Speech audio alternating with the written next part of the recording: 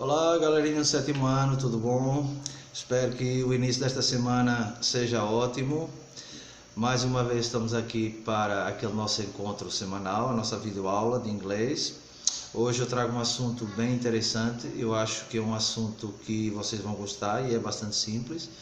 É um conteúdo que nós utilizamos com alguma frequência, tanto em português como em inglês. E em português a gente já o conhece muito bem, até porque vocês conhecem das aulas de português, então vamos ver como é que ele funciona em inglês.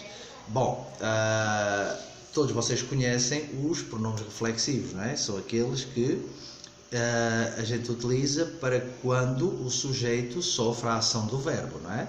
Ou seja, é aquela história que nós falamos, magoei-me, machuquei-me, cortei-me, queimei-me, enfim, é quando a ação volta, a ação do verbo volta para o sujeito, para a pessoa que pratica a ação. E em inglês é bastante fácil.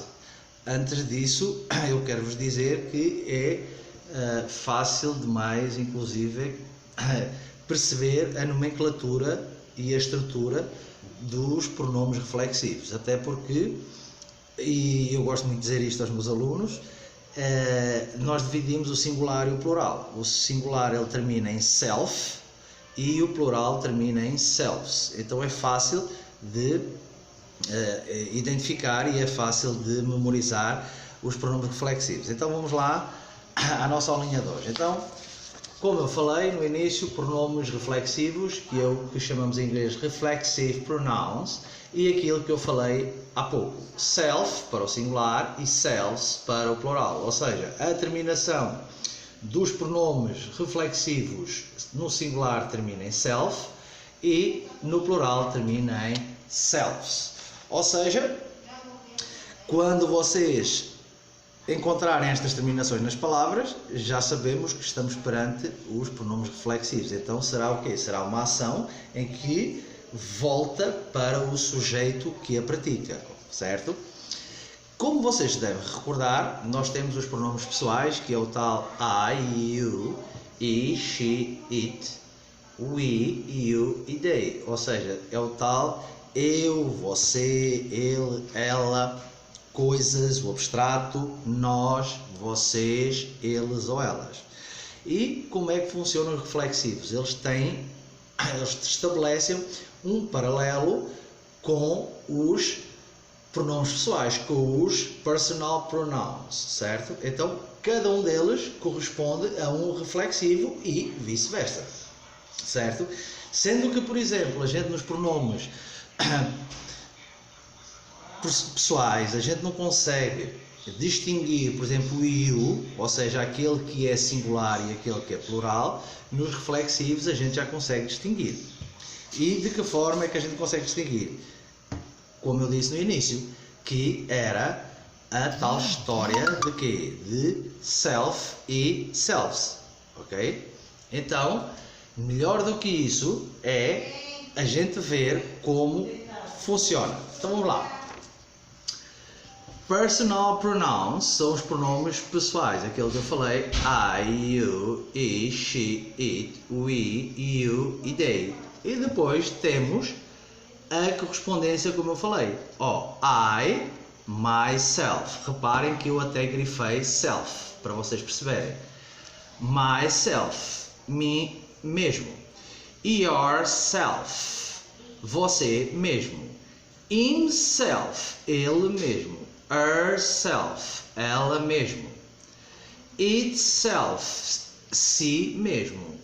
Ourself, nós mesmos. Yourself, vocês mesmos. Reparem que eu aqui sei que é plural.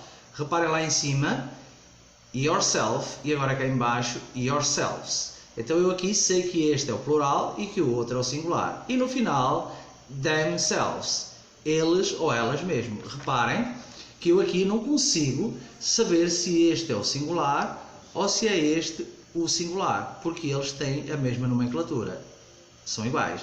Mas aqui eu já consigo perceber, self e selves, certo? Plural, singular.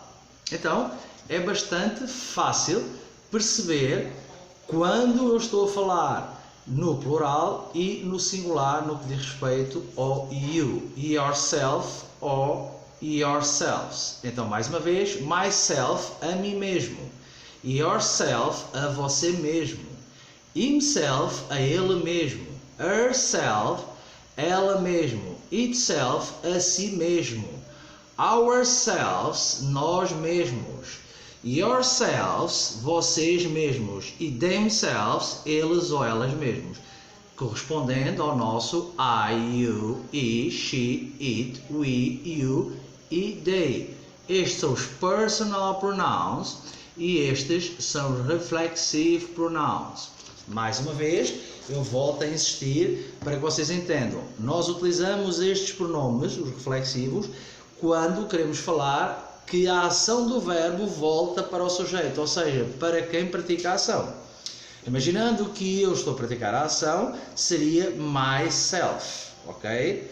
I cut myself with a knife. Eu cortei-me com uma faca, ok? Então, sempre que a gente queira falar de alguma coisa que nos aconteceu a nós ou a outrem, eu utilizo os reflexive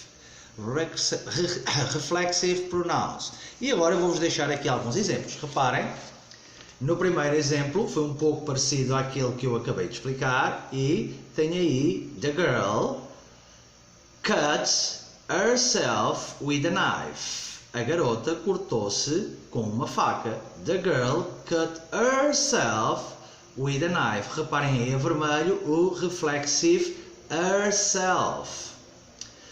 O segundo exemplo,